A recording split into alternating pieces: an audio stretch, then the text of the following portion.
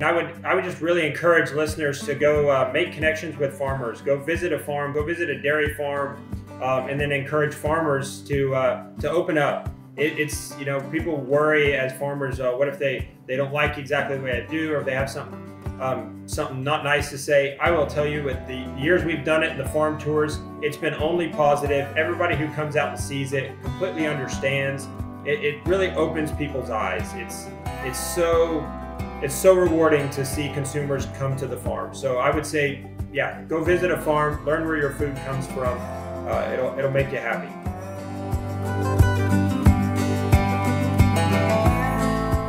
Welcome back. This is Zippy Duvall, president of the American Farm Bureau, here in my farm office because I'm getting ready to go to the airport and catch a plane to visit some grassroots members in another state. But before I do that, I'm going to have a great conversation with the Volleman family. That's 4 brothers that are running their dairy in Texas down there.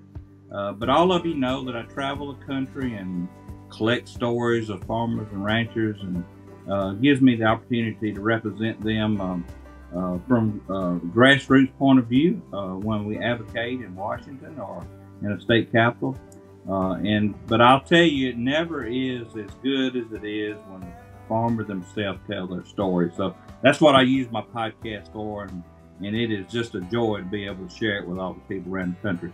I told y'all earlier that that a lot of my listeners are urban people, so they don't understand everything that you do each and every day. So maybe we can share a little bit of that with them. But before I do that, something I didn't share with you before is one of my dreams in my life would be to someday retire and come back and help 5 or 6 young people start a little dairy co-op and have its own label. And y'all have almost done that same thing there in your own family, and I'm really excited about sharing that with you. But I don't know of anything that'd be more fulfilling than to give 4 or 5 or 6 young people the opportunity to farm and do the part of the farm work that they enjoy doing, which is what I admire about y'all. Y'all have picked out the part of the farm that you like doing, and that you're providing that expertise. And I always like milking cows, but don't put me on a tractor. I'd beat you back to the barn because I like being in the barn with the cows. So that's my point of view, and that's why I'm so excited about talking to Ben, David, Daniel, and Andrew Volleman from Texas. What town is that you're close to? Gustine, Texas. Okay. Did you say Justine or Dustine? Gustine, Texas. Yes, sir. Gustine. It's a little town in the middle of nowhere. Well, there's a lot in the heart of Texas, actually. There's a lot of nowhere in Texas to be at. That's for sure. That's for sure. So knowing that y'all are, I would say, relatively new to Texas, your family's not new to the dairy business. So which one of y'all want to tell us a little about your dairy heritage and how it brought y'all to Texas? David? I think it's David. He's on the dairy. Yeah, I guess I'll give you a little bit of the history. So our family, mainly my parents and then my older brother and I, we moved to Texas from Luxembourg in 1993. So my parents had a dairy farm in Luxembourg, and their parents did as well before that. And so we moved here in 93 and started at the same place that we are today. They started milking 50 cows, did everything themselves, and just slowly grew the farm to where we are today. Today, since then, obviously 2 more brothers have been born, so that makes the 4 of us today. And each one has since gone to college and come back to the farm and kind of found their place on the farm where we are today. Did y'all go to college at the same place, or do we have rivalries? Oh, we got 3 Aggies in here and 1 Tarleton grad. And who might that be? I graduated at Tarleton. They had a hard time getting me away from home. Okay. Well, that sometimes that's the problem with your children. They don't want to leave home. I remember taking my son Mississippi. He thought he could play football at a small college, and the coach offered him a little scholarship. We was on our way back, and he said, "Daddy," says, it's just too far away from home. I can't do it. So he ended up being a veterinarian, and I'm glad he did. He made the right choice. And that's been good for our family and good for him too. So tell me a little bit. Let's talk about the cows first. Which one of y'all in charge of the milk cows? David. Okay, David, tell us briefly how many cows. Are they totally confined? If they're not, give us a little description of your dairy. Okay. So, like I said, parents started in '93 with 50 cows. We've since grown the farm over the years, and today we milk 5,000 cows. Wow. We have most of the milking cows spend their time in the barn. So they're indoors because right now we're hitting excessive heat warnings every day. You know, we get our cold spells in the winter as well. It's kind of a rainy part of Texas. We're not exactly a desert climate. So we want to keep those cows dry and cool. And so while we're milking them, we'll keep them in the barn. Then whenever they, through their off period, before they have another calf, their 2 to 3 months off period, they'll go out to outside corrals, which have access to pasture as well. Yeah. So I can just hear the people that's not familiar with dairy business and I am. I can just hear them in their minds thinking, oh, in the barn all the time, cows are supposed to be out on the land. Tell them the level, all the work and effort you put into to bring in the comfort to that cow and why that's important, because I know it, but tell our listeners that. Yeah. So what I generally tell people, I mean, the best answer is come visit us. We offer farm tours. Come see us at volemansdairy.com. You can sign up for it.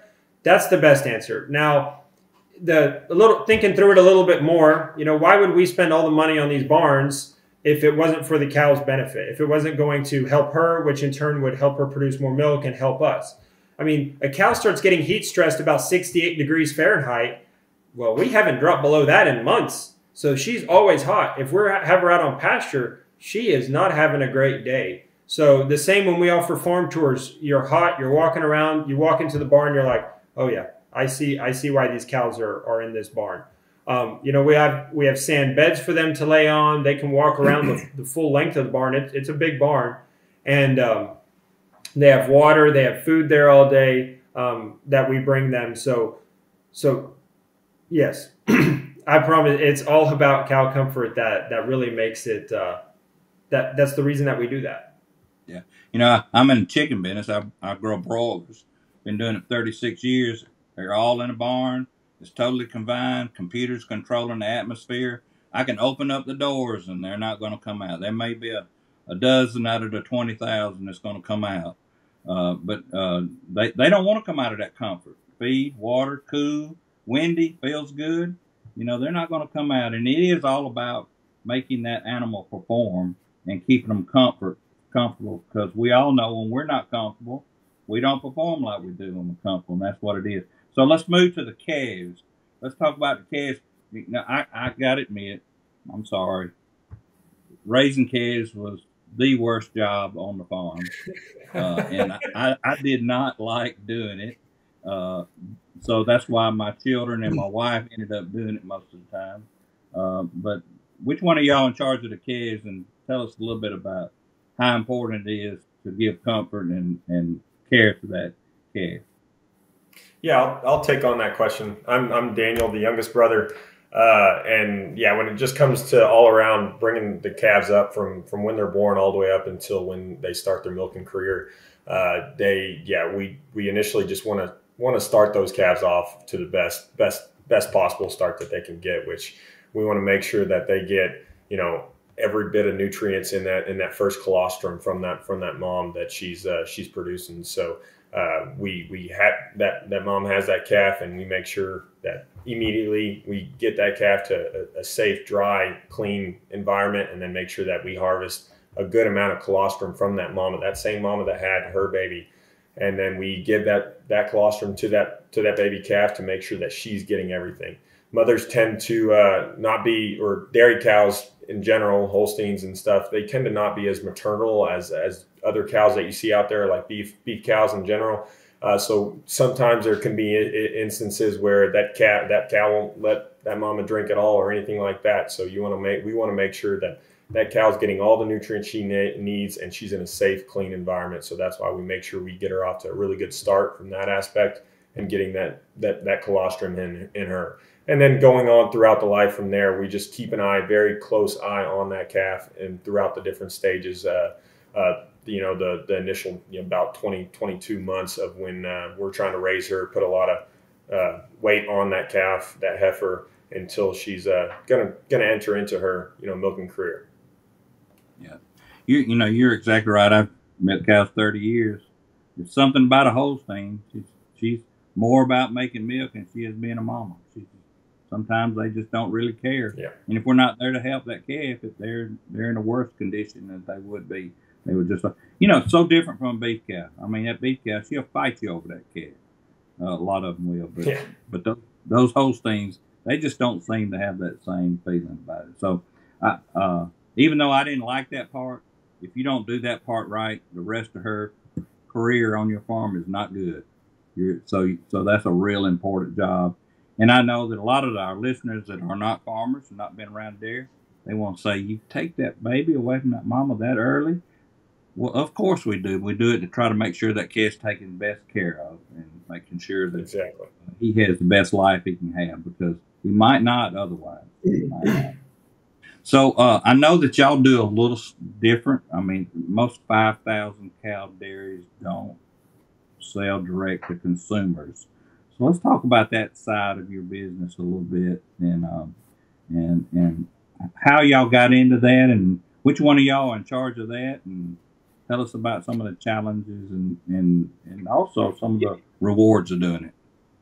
Yeah, so my name's Andrew Volleman, and I'm the one in charge of what we call our Volleman's brand. It's really where we've taken the next step. My parents always had that dream of getting closer to the consumers, and we know we make great milk, so we wanted to get that in the hands of our consumers. And so we've kind of had that vision for a long time, didn't really see how to get to the next steps. And then I really got fascinated with the processing industry through college, and then I went and got my master's at Cal Poly for dairy products technology. And from there, we kind of started making the next step, started looking at how to do it, what to do. And I went to work for Coke for 2 years. And in that time, we really built the whole company from the ground up, and started out with a co-packing facility, putting everything together. And then today we had that was in 2020 where we launched our first product. And then in 2021, we had the production facility built, and we've been bottling out of here ever since. But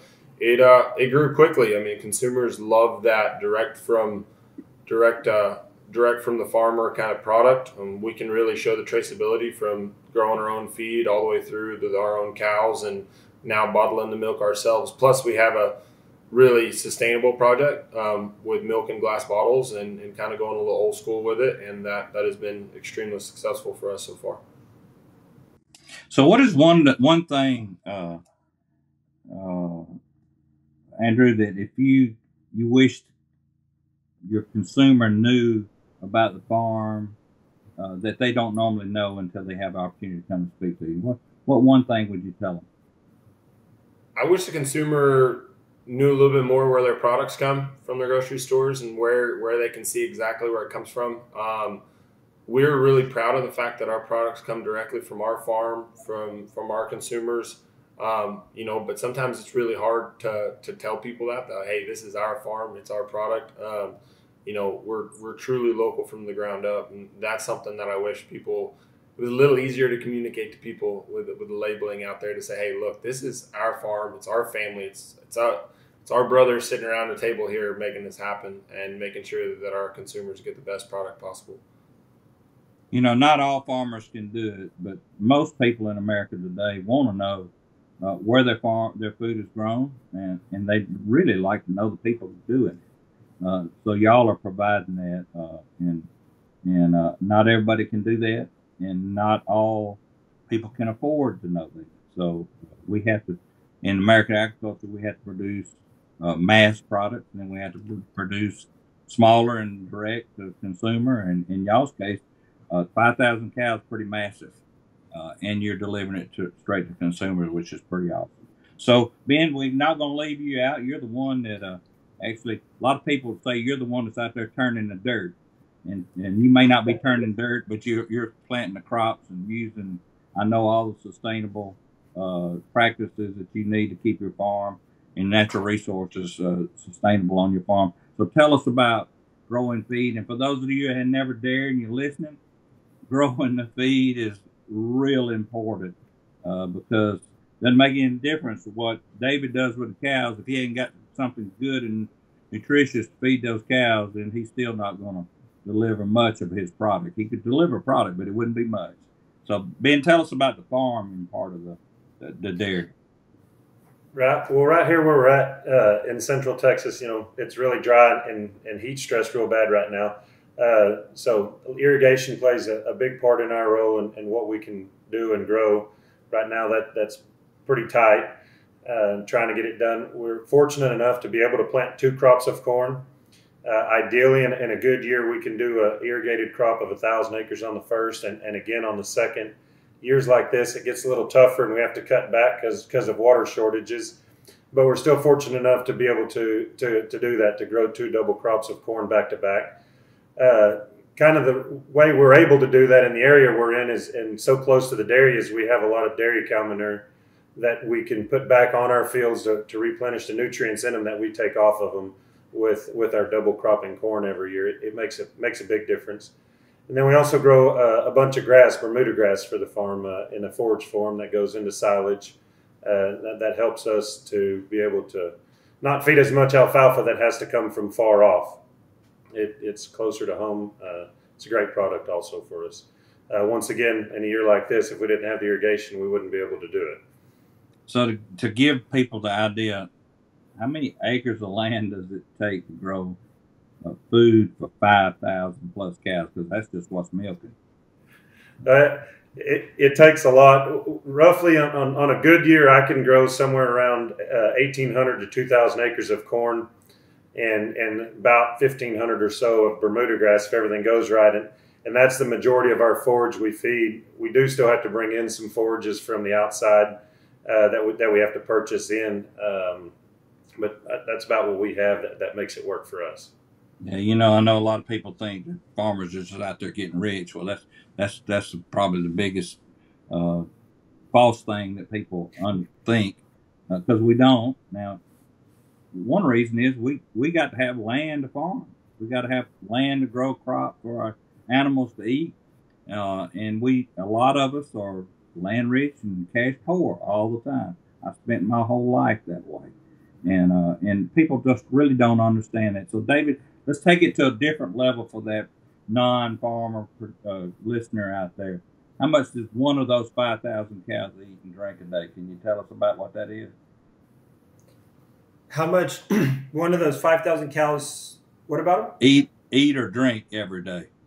So she eats about 100 pounds of feed, and they always say they drink about a bathtub full of water. Now, when it gets hot, it definitely goes up, especially on the water side. The feed side may go down, but the water side goes up. And then an interesting fact for people, when it gets cold outside, the way cows keep themselves warm is they actually go to eating more. Like when we had that big freeze here in Texas a year or so ago, they went to eat a lot more. We could see that, and that kind of helped them. That helps them stay warm as long as they stay dry. Yep. So I just admire y'all so much. 4 young men, and back on the farm, family farm. All of you picked out what you're good at doing, and you're doing it. We live in a time where it's hard to get young men and women to come back to the farm. Tell me what drew y'all back to the farm. I mean, what was it about coming back and working together as 4 brothers to do what you're doing? I'd like to hear what your perspective is on that. Well, it wasn't the brothers.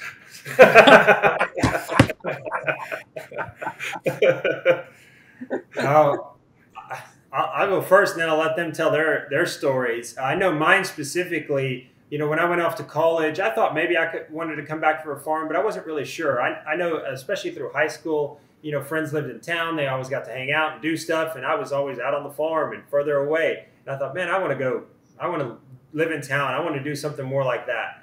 And I went off to college and got to experience that. And it didn't take very long to start missing the farm. And then you're like, I gotta make a weekend trip up there because we were 3 hours away, so it was a pretty decent distance.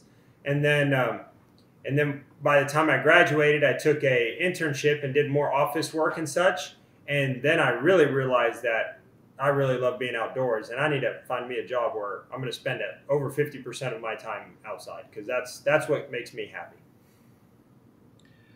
So let me phrase that question just a little bit different. Maybe one of the other brothers can answer that. What would you say to a young person that maybe left the farm, went and they're getting their education, or what would you say to that person that's in getting their education and think, wow, I might like being agriculture? What can you say to them to encourage them? Either one of y'all, take a volunteer.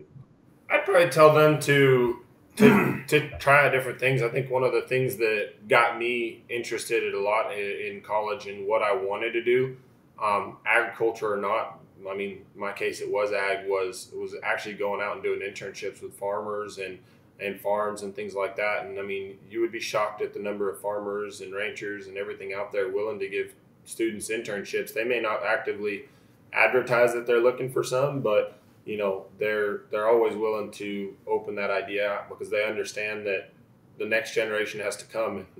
There's got to be new blood. Plus, internships are a great way to get people to help out on specific projects and things that we don't have specific time for. And that's where I really found my love for ag.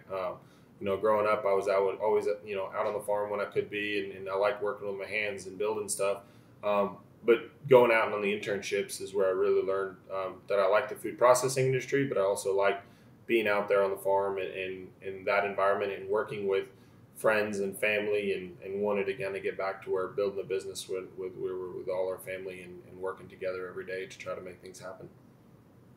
Is it a good place to live and raise a family still? Yeah. Gustine, Texas may not be known for a whole lot, but it's gorgeous out here. You can't ask for much more from scenery and environment and everything like that. We get kind of the best of everything. You know, I think being a farmer, one of the huge benefits of being a farmer is being able to raise your family out there and let them understand and learn the things in life that you just don't learn except just putting your hands around it and doing it.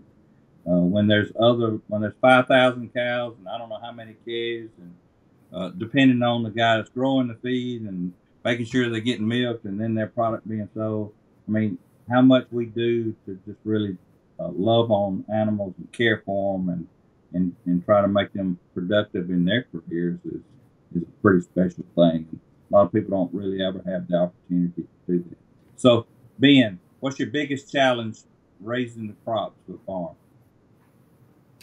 Oh, biggest challenge, I guess, I mean, that'd be easy to answer right now in a year like this would be water, where it's as dry as it is.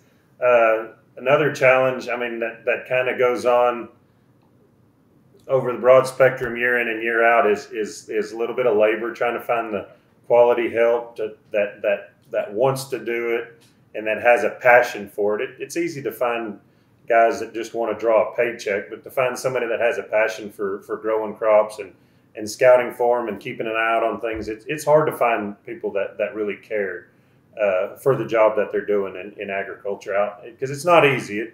It's hot and it is a lot of work, and it's difficult to find the right people to do that. Yeah, it's funny when you said that, man. I saw all four heads nodding. Yeah, labor's the biggest challenge and the biggest limiting factor we have in American agriculture everywhere. It doesn't make any difference what you're growing. It's the biggest problem. So Daniel, animal care, the calves, cows, whatever, the replacements. Tell me what your biggest challenge is. Yeah, I mean, he pretty much nailed it on the head with labor being definitely a big contributing factor. You know, we try to get together a team that, you know, really cares and really wants to contribute to the operation in general, but it's always challenging. You have some great ones, you have some kind of rougher ones, but you try to build together a good team. And then, of course, when it just comes to getting these younger animals on the right foot, the heat and stress and in times like this summer and stuff like that, you gotta do a lot of things to make sure everything goes right in the right conditions and stuff like that. And sometimes that takes a lot of expensive infrastructure to kind of to put all that into place to make sure those animals are in the best care that they can be in. But those two are definitely some of the most tougher things to deal with. Okay. What about Andrew? Biggest challenge in providing direct to the consumer and processing that meal? Honestly, the thing I probably struggle with the most is the two things probably is regulation. I can promise you that people out there can trust in their food safety, the food safety of our food system, just because of the fact that I deal with it every day. It's books on books on books on books of regulation, and that can be challenging at times, but that's there for good reason. The other one that we struggle with is probably supply chain, especially in the last year or two. We probably feel the effects that the consumers feel today. We felt those a year and a half ago already. Yep. Just from increasing cost of goods to not being able to find items to just everything in between. Like just our distribution networks, trying to keep trucks on the road every day is a huge challenge. Because in this heat, those refrigeration units have a really hard time. But then, when they do fail, trying to find the parts to get them sometimes can be a year out, which is insane when you think about, the world we live in, that you can't find a little part to a piece of equipment to get it running, without waiting a whole year to get it going again. And so those are probably the challenges that I face the most on a daily basis is just supply chain. Everything's gotten extremely expensive. And, the food processing facilities, customer feels like they're just getting beat across the head at the grocery store because the price on the shelf is going up. But I can promise the food industry felt those changes already a year ago, and they held off as long as they could to change those prices because we all thought it was going to come down. But at some point, that has changed dramatically in the last year. We are seeing unprecedented cost increases on a monthly basis. Yeah, and we know everybody's lives. Whether buying gas or food at the grocery store just for their family that lives on one little house on a little lot. We know their costs have gone up, but for us to provide what they need, I mean, it's unbelievable what has happened on the farm. You're exactly right. So, David, taking care of 5,000 cows just kind of blows my mind. I mean, you got to have a veterinarian pretty close. And all the genetic work that I used to do to try to make my cows better. I mean, tell me what your biggest challenge is with the cat. Oh, biggest challenge, hands down, is heat stress. Like, we have to have cows in all parts of the world, or especially all parts of the United States, right? We all want our fresh milk, and so we got to milk cows here in Central Texas. But if you were picking the ideal climate for a dairy cow, well, it wouldn't be here. Hence our infrastructure and everything we do for the cows. That's by far the biggest challenge. Like I told you earlier, 68 degrees when she starts getting heat stress. Well, we haven't been below that, so we soak the cows with water. We have fans on the cows to cool them off, so you get that feeling of getting in a swimming pool, get back out, and kind of getting that chill when the wind's blowing. So that's exactly what we're trying to do with the cows all day long. Springs are real nice, March and then October, November is nice, but right now it's hands down heat stress. Yeah. Well, thank you guys. I can't imagine what all y'all are involved in each and every day, and the more I look across America to American agriculture, I see larger farms, and I know the general public really doesn't like that. But what they don't understand is what's behind that title of a large farm. 90% of the large farms out there are just like you. They're young men that come back either working with their father or their uncle or some other relative, or they've taken interest in a farm where someone's looking for someone to carry that farm on. And a family farm today could be 5,000 cows, or it could be 15,000 acres of land, but it's still a family farm, and not many people understand that. And just because you're taking care of 5,000 cows doesn't make you a factory. It is not a factory. These young men have proven that they went off to college, they've come back, they brought their own technique, their own interest and their own talents. And every time one come back, they brought back a value to that farm. And the only way to stay in agriculture today is to be able to efficiently provide food and fiber for this country and world. And they're doing it in a family farm, even though it is larger. And I hope that this episode of Farmside Chat gives our urban listeners the opportunity to see that just because it's big doesn't mean it's a factory. It can be large, and it can be personable, and it can be a family out there running it. And that's the only way all of us guys can make a living. Because when I was milking 300 cows, I had to do a little bit of all four of those jobs that y'all represent there. And it would blow your mind. And you was always a jack of all trades, but never did anything quite exactly right because you didn't have time to do it. And that's why it's better to do it from the direction that y'all are doing it. I salute you. I'm proud of you.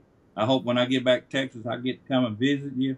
And I just appreciate y'all taking time to talk about what a family farm in America really looks like. Because y'all are one of the most perfect examples there is. And we just appreciate you spending time with us. Any last words, anything you'd like to say to our listeners or your consumers? Hey, we really appreciate you having us on here, and I would just really encourage listeners to go make connections with farmers. Go visit a farm, go visit a dairy farm, and then encourage farmers to open up. It's people worry as farmers, what if they don't like exactly the way I do, or if they have something not nice to say. I will tell you, with the years we've done it in the farm tours, it's been only positive. Everybody who comes out and sees it completely understands.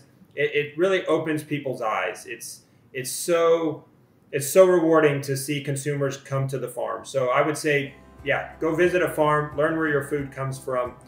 It'll make you happy. Ben, David, Daniel, Andrew Volleman from Liston, Texas. Thank you so much for being with us. I hope everybody enjoyed visiting with you. We hope you have a cooler days ahead, because I know the heat's probably very difficult right now. And I hope Ben, you have a great harvest, so those cows will have something good to eat. And we look forward to seeing y'all down the road. Appreciate y'all sharing with us. Appreciate your involvement in Farm Bureau, but I most of all appreciate the image that you put forward and work so hard at, to make sure that American agriculture has a good name and that your consumers have a great product to consume. Thank you, and God bless you. Thank you. Thank you. Thank you for joining us for this episode of Farmside Chat. Please be sure to subscribe so that you never miss an episode. And while you're at it, take a minute to rate and review the podcast. This helps us continue to bring you farm fresh content that everyone can enjoy. Until next time, thank you and God bless you.